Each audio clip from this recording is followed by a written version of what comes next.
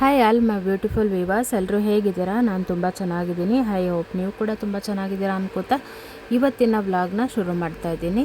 Friends, ಇನ್ನೂ ಯಾರೆಲ್ಲ ನನ್ನ ಚಾನಲ್ನ ಸಬ್ಸ್ಕ್ರೈಬ್ ಮಾಡ್ಕೊಂಡಿಲ್ಲ, ಹಾಗೆ ಫಸ್ಟ್ ಟೈಮ್ ನನ್ನ ಚಾನಲ್ನ ನೋಡ್ತಾ ಇದ್ದೀರಾ, ಪ್ಲೀಸ್ ಸಬ್ಸ್ಕ್ರೈಬ್ ಮಾಡಿಕೊಂಡು ವೀಡಿಯೋಸ್ನ ನೋಡಿ. ಇದರಿಂದ ನಾನು ಹಾಕುವಂಥ ನೆಕ್ಸ್ಟ್ ನ್ಯೂ ವ್ಲಾಗ್ಸ್ ನೋಟಿಫಿಕೇಷನ್ ನಿಮಗೆ ತಕ್ಷಣ ಸಿಗುತ್ತೆ.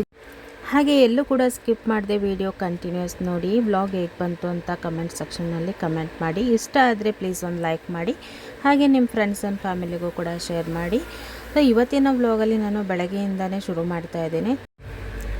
ನಾವೆಲ್ಲ ಸಣ್ಣವರಿದ್ದಾಗ ನಮ್ಮಮ್ಮವರು ರಂಗೋಲಿ ಹಾಕೋದನ್ನು ನೋಡಿಕೊಂಡು ನಾನು ಬಿಡಿಸ್ತೀನಿ, ನಾನು ಬಣ್ಣ ಹಾಕ್ತೀನಿ ಅಂತ ಇದು ಮಾಡ್ಕೋತಾ ಇದ್ವಿ. ಹಾಗೆ ಹಬ್ಬಗಳು ಬಂತು ಅಂದರೆ ಅಕ್ಕಪಕ್ಕದ ಮನೆಗಳಲ್ಲಿ ಯಾರ ಮನೇಲಿ ಎಷ್ಟು ದೊಡ್ಡ ರಂಗೋಲಿ ಹಾಕ್ತಾರೆ, ಯಾರು ರಂಗೋಲಿ ಚೆನ್ನಾಗಿ ಹಾಕ್ತಾರೆ ಅನ್ನೋದು ಕಾಂಪಿಟೇಷನ್ ಮೇಲೆ ಬಣ್ಣ ಹಾಕೋದು, ರಂಗೋಲಿ ಹಾಕೋದು ಮಾಡ್ತಾಯಿದ್ದು, ಅದು ನೆನಪಾಗತ್ತೆ. ಹಾಗೆಯೇ ನಾನು ರಂಗೋಲಿ ಹಾಕುವಾಗ ನನ್ನ ಹಸ್ಬೆಂಡ್ ಯಾವಾಗಲೂ ಬೈತಾರೆ, ನೀನು ಯಾವಾಗಲೂ ಬಣ್ಣದ ರಂಗೋಲಿ ಹಾಕ್ತೀಯಾ, ಇಷ್ಟು ದೊಡ್ಡ ದೊಡ್ಡ ರಂಗೋಲಿ ಹಾಕ್ತೀಯಾ ಅಂತ.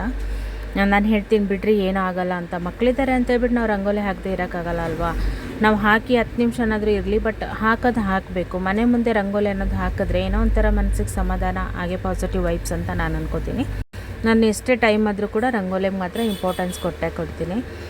ಹಾಗೆಯೇ ನಾವೆಲ್ಲ ತುಂಬ ಚಿಕ್ಕವರಿದ್ದಾಗ ಅನ್ನಿಸ್ತಾ ಇತ್ತಲ್ವ, ದೊಡ್ಡವ್ರನ್ನ ನೋಡಿದಾಗ ನಾವು ಇಷ್ಟು ಬೇಗ ದೊಡ್ಡವ್ರು ಆಗಿಬಿಡ್ಬೇಕು ಅಲ್ವಾ ಅಂತ ಅನ್ನಿಸ್ತಿತ್ತು. ಬಟ್ ಇವಾಗಿನ ಪ್ರಾಬ್ಲಮ್ಸು, ನಾವು ಸಣ್ಣವರಿದ್ದಾಗಿದ್ದಂಥ ಮೆಮೊರೀಸು ಎಲ್ಲ ನೆನಪು ಮಾಡಿಕೊಂಡ್ರೆ, ನಾವು ತುಂಬ ಚಿಕ್ಕವರಿದ್ದಾಗ ನಮಗೆ ಬೇರೆ ಥರ ಯಾವುದೂ ಟೆನ್ಷನ್ಗಳು ಇರ್ತಿರ್ಲಿಲ್ಲ. ತುಂಬ ಎಂಜಾಯ್ ಮಾಡ್ತಿದ್ದಂಥ ಲೈಫ್ ಅದು ಅಂತ ಹೇಳ್ಬೋದು. ಏಕೆಂದರೆ ಯಾವುದೇ ಥರ ಪ್ರಾಬ್ಲಮ್ಸ್ ಇರ್ತಿರಲಿಲ್ಲ. ನಮಗೆ ತಂದೆ ತಾಯಿಗಳು ಬೇಸಿಕ್ ನೀಡ್ಸ್ ಎಲ್ಲ ಅದನ್ನು ಕೊಡೋರು. ನಮಗಿನ್ನೇನು ಬೇಕಿತ್ತು, ಓದು ಅನ್ನೋ ಟೆನ್ಷನು, ಓದು ಅನ್ನೋ ಪ್ರೆಷರಿಂಗ್ ಬಿಟ್ಟರೆ ಬೇರೆ ಯಾವುದೇ ಥರ ಪ್ರಾಬ್ಲಮ್ಸ್ ಅನ್ನೋದೇ ನಮ್ಗೆ ಇರ್ತಾ ಇರಲಿಲ್ಲ. ಬಟ್ ಈಗ ನೋಡಬೇಕು, ನಮಗೆ ಬೆಳಗ್ಗೆ ಎದ್ದಾಗಿಂದ ರಾತ್ರಿ ಮಲ್ಗೋವರೆಗೂ ಕೂಡ ಟೆನ್ಷನ್. ಬಟ್ ಅದನ್ನು ಸಾಲ್ವ್ ಮಾಡ್ಕೊಂಡು ಹೋಗೋದೇ ಒಂದು ಸಕ್ಸಸ್ಫುಲ್ ಲೈಫ್ ಅಂತ ಆಗ್ಬಿಟ್ಟಿದೆ ಈಗ. ಸೊ ಹಾಗಾಗಿ ಪ್ರತಿಯೊಬ್ಬರಿಗೂ ಕೂಡ ಪ್ರತಿಯೊಂದು ಟೈಮಲ್ಲೂ ಪ್ರತಿಯೊಂದು ಇದರಲ್ಲೂ ಕೂಡ ಅವರಿಗೆ ಒಂದು ಪ್ರಾಬ್ಲಮ್ಸ್ ಇರುತ್ತೆ. ಸೊ ಆ ಪ್ರಾಬ್ಲಮ್ನ ಫೇಸ್ ಮಾಡ್ಕೊಂಡು ಮುಂದೆ ಹೋಗಲೇಬೇಕಾಗತ್ತೆ, ಯಾಕಂದರೆ ಇದು ನಮ್ಮ ಲೈಫು. ಸೊ ನಮ್ಮ ಲೈಫ್ನ ನಾವು ಸಕ್ಸಸ್ಫುಲ್ಲಾಗಿ ಲೀಡ್ ಮಾಡಬೇಕು ಅಂತ ಹೇಳಿದ್ರೆ ಎನಿ ಒನ್ ಪ್ರಾಬ್ಲಮ್ಸ್ನ ನಾವು ಲೀಡ್ ಮಾಡಲೇಬೇಕಾಗತ್ತೆ. ಸೊ ಹಾಗೆ ರಂಗೋಲಿ ಎಲ್ಲ ಮುಗಿಸ್ಕೋತಾ ನೆಕ್ಸ್ಟು ಅಡುಗೆಗೆ ನಾನು ಹಚ್ಕೋತೀನಿ. ಈಗ ಸಮ್ಮರ್ ಆಗಿರೋದ್ರಿಂದ ಟಿಫನ್ ಜೊತೆಗೆ ಅಡುಗೆನೇ ಮಾಡ್ಕೊಬಿಡ್ತೀನಿ. ಯಾಕಂದರೆ ಬೇಸಿಗೆಯಲ್ಲಿ ಏನಾಗುತ್ತೆ, ಬಿಸಿಲು ತುಂಬ ಇರುತ್ತಲ್ವಾ. ಸೊ ಸ್ಟವ್ ಮುಂದೆ ನಿಂತ್ಕೊಂಡು ನಾವು ಅಡುಗೆನ ಮಾಡುವಾಗ ತುಂಬಾ ಕಷ್ಟ ಆಗಿಬಿಡುತ್ತೆ, ತಲೆಯಿಂದ ನೀರು ಇಳಿತಾ ಇರುತ್ತೆ. ಸೊ ಹಾಗಾಗಿ ನಾನು ಟೆನ್ಷನ್ ಮಾಡ್ಕೊಳ್ಳೋಕ್ಕೆ ಹೋಗೋದಿಲ್ಲ. ನಾನು ಫಸ್ಟ್ ತಿಂಡಿ ಮುಗಿಸಿದ್ದೇನೆ ತಕ್ಷಣಕ್ಕೆ ಜೊತೆಗೆ ಅಡುಗೆನೂ ಮಾಡ್ಕೊಂಬಿಡ್ತೀನಿ. ನಾನು ಹಿಂದಿನ ದಿನ ಶಾಪಿಂದ ಬರುವಾಗ ಏನು ಬೇಕೋ ಅದು ತಗೊಬರ್ತೀನಿ. ನನ್ನ ಗಂಡ ಏನಾದರೂ ತೊಗೊಬಂದು ಕೊಡು ಅಂದ ತಕ್ಷಣವೇ ನಗಾಡ್ತಾ ಇರ್ತಾರೆ, ನೀನು ನೆನ್ನೆ ಶಾಪಿಂದ ಬರುತ್ತೆ ತೊಗೊಬರೋಕ್ಕಾಗಲ್ವಾ, ನನಗೆ ಹೇಳ್ತೀಯಾ ಅಂತ. ಮೊದಲೆಲ್ಲ ಗಾಡಿ ಇರಲಿಲ್ಲಲ್ಲ, ನಾವೇನೇ ಕೇಳಿದ್ರು ಕೂಡ ತಂದು ಕೊಡೋರು. ಇವಾಗ ಹಿಂಗೆ ಗಾಡಿ ಇದೆ ಕೈಯಲ್ಲಿ, ಏನು ಬೇಕೋ ತೊಗೊಂಬಂದು ಇಟ್ಕೊಳ್ಳೋಕ್ಕಾಗಲ್ವಾ ಅಂತ ಹೇಳ್ತಾರೆ.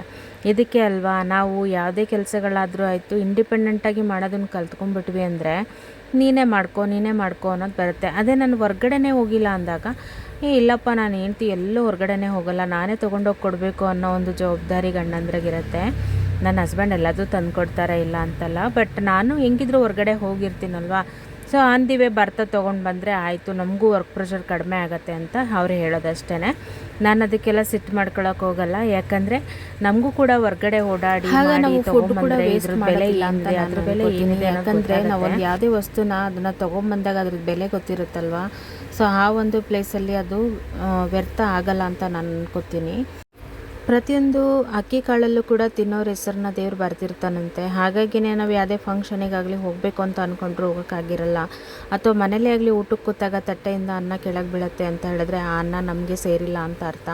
ಸೊ ಹಾಗಾಗಿ ಫುಡ್ನ ವೇಸ್ಟ್ ಮಾಡಬಾರ್ದು. ಇರೋದನ್ನೇ ನಾವು ತುಂಬ ಕಟ್ಟುನಿಟ್ಟಾಗಿ ಅಚ್ಚುಕಟ್ಟಾಗಿ ಬಳಸ್ಕೊಂಡು ಫುಡ್ನ ಲಿಮಿಟಾಗಿ ಮಾಡ್ಕೋಬೇಕು ಅಂತ ನಾನು ಅನ್ಕೋತೀನಿ. ಯಾಕಂದರೆ ನಮ್ಮ ಮನೇಲಿ ಇರೋರು 4 ಜನಕ್ಕೆ ರಾತ್ರಿ ಸ್ವಲ್ಪ ಅನ್ನ ಉಳಿದ್ರೆ ಅದಕ್ಕೆ ಚಪಾತಿ ಏನಾರ ಮಾಡ್ಕೊತೀವಿ. ಸಪೋಸ್ ಅನ್ನ ಉಳಿದ್ರೂ ಕೂಡ ರೊಟ್ಟಿನೋ ಕಡುಬು ಈ ಥರದ್ದು ಏನಾರ ಮಾಡ್ಕೋತೀವಿ, ಬಿಟ್ಟರೆ ಅನ್ನ ಆ ಥರದ್ದೆಲ್ಲ ನಾವು ವೇಸ್ಟ್ ಮಾಡೋದಿಲ್ಲ.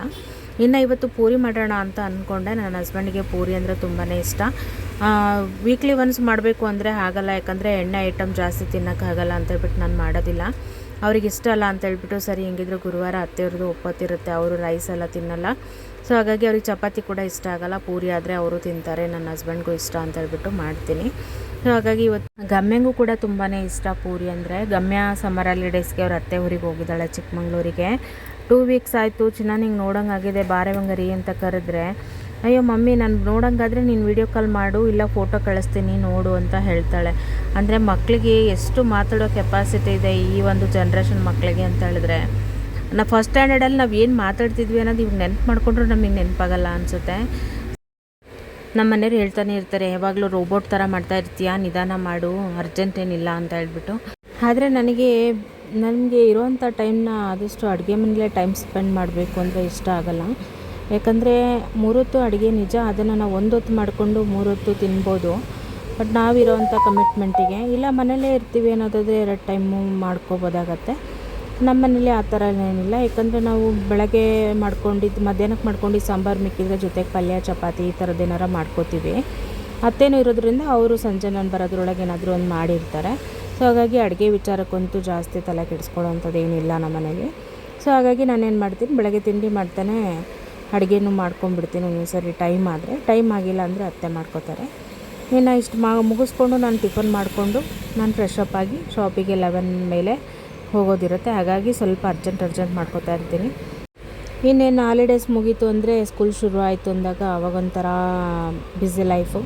ಬೇಗನೆ ಎದ್ದೇಳಬೇಕು, ಲಂಚ್ ಬಾಕ್ಸು ಮತ್ತು ಮಕ್ಕಳಿಗೆ ಸ್ನ್ಯಾಕ್ಸ್ ಬಾಕ್ಸು ಈ ಥರ, ಮತ್ತು ಮನೆ ತಿಂಡಿ ಅಡುಗೆ ಈ ಥರ ಎಲ್ಲ ತುಂಬಾ ಟೈಮ್ ತೊಗೊಳುತ್ತೆ. ಇತ್ತೀಚೆಗೆ ಸ್ಕೂಲಿದ್ದಾಗ ಅಯ್ಯೋ ಬೇಗ ಎದ್ದೇಳಬೇಕಲ್ಲ ಅನಿಸೋದು. ಈಗ ನೋಡಿದ್ರೆ ನಿದ್ದೆನೇ ಬರೋಲ್ಲ, ಬೇಗನೆ ಎಚ್ಚರ ಬಿಡುತ್ತೆ 7 ಗಂಟೆಗೆಲ್ಲ. ಬೇಕಿರೋ ಟೈಮಿಗೆ ಎಚ್ಚರ ಆಗಲ್ಲ, ಬೇಡದೇ ಇರೋ ಟೈಮಿಗೆ ಎದ್ದೇಳಬೇಕು ಅಂತ ಅನ್ನಿಸ್ಬಿಡುತ್ತೆ. ಎಲ್ಲ ಪೇರೆಂಟ್ಸಿಗೂ ಇದೇ ಥರ ಅನಿಸುತ್ತೆ ಅಂತ ನಾನು ಅನ್ಕೋತೀನಿ. ಇನ್ನು ಅಡುಗೆ ಮಾಡೋ ವಿಚಾರಕ್ಕೆ ಬಂದಾಗ ನಾವು ರೀಲ್ಸಲ್ಲೆಲ್ಲ ಶೇರ್ ಮಾಡ್ದಂಗಲ್ಲ, ಜಸ್ಟ್ 1 ಮಿನಿಟ್ ಒಳಗೆ ಅಡುಗೆ ರೆಡಿಯಾಗಿ ಹೋಗ್ಬಿಡುತ್ತೆ. ಆದರೆ ನಾವೊಂದು ಅಡುಗೆ ಮಾಡ್ತಿದ್ದೀವಿ ಅಂದಾಗ ಅದನ್ನು ಹೆಚ್ಕೊಂಡು ಮಾಡಿಕೊಂಡು ಪ್ರಿಪೇರ್ ಮಾಡ್ಕೊಳ್ಳೋಷ್ಟರೊಳಗೆ 1 ಅವರ್ ಟೈಮ್ ಹಿಡಿಯುತ್ತೆ. ಆಫ್ಟರ್ ದಟ್ ಅಡುಗೆ ಎಲ್ಲ ಆದಮೇಲೆ ನಾವು ಕೌಂಟ್ರ್ ಟಾಪ್ನ ಕ್ಲೀನ್ ಮಾಡಿಕೊಂಡು ಮಾಡಿರೋವಂಥ ಕೆಲಸದಲ್ಲಿ ಪಾತ್ರೆಗಳು ಬಿದ್ದಿರುತ್ತೆ ಅದನ್ನೆಲ್ಲ ತೊಳ್ಕೊಂಡು ಅಡುಗೆ ಮನೆ ನೀಟ್ ಮಾಡ್ಕೊಳ್ಳೋಕ್ಕೆ ಒಂದು 15 to 20 ಮಿನಿಟ್ಸ್ ಟೈಮ್ ಅಲ್ಲೇ ಸ್ಪೆಂಡ್ ಆಗಿ ಹೋಗುತ್ತೆ.